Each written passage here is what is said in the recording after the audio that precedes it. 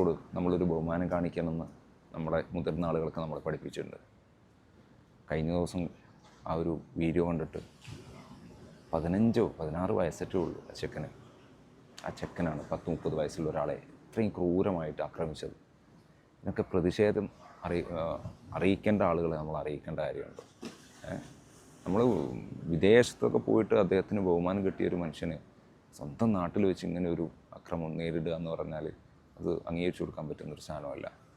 പിന്നെ ചിന്തിച്ച് നോക്കുമ്പോൾ ചെക്കന് വിദ്യാഭ്യാസമില്ല, അതൊരു വലിയ പ്രശ്നമാണ്.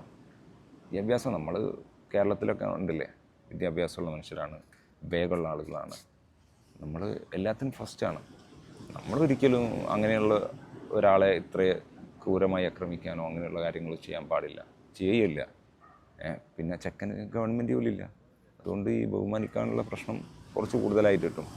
അവൻ്റെ സംസ്ഥാനം തന്നെ ബീഹാറാണ്, അതൊരു വലിയ പ്രശ്നമാണ്. കഴിഞ്ഞ ദിവസം കളി കണ്ടപ്പോൾ അതിൻ്റെ വീഡിയോ നമുക്ക് കൊടുക്കട്ടോ. ഇങ്ങനെ ആക്രമിക്കാൻ പാടില്ല, അതിന് ശക്തമായ പ്രതിഷേധം നമ്മൾ എല്ലാ തരത്തിലും എങ്ങനെ തരത്തിലൊക്കെ ചെയ്യാൻ പറ്റുമോ അതൊക്കെ ചെയ്യണം. ഇതിപ്പം കരയണോ ചിരിക്കണോ എന്നൊക്കെ പറയാൻ പറ്റാത്തൊരവസ്ഥയിലായിപ്പോയി. എന്തായാലും ആ ചെക്കനെ ഇനി ഇങ്ങനെ വളരാൻ അനുവദിക്കാൻ പാടില്ല എന്നുള്ളതാണ്. വലിയ പ്രശ്നമാണ്. എന്നാൽ ആ ബുംറയ്ക്ക് ഇട്ട് ഇങ്ങനെ അടിച്ചതിനെ നമ്മളിപ്പോൾ എന്താ ചെയ്യാൻ പറ്റുക?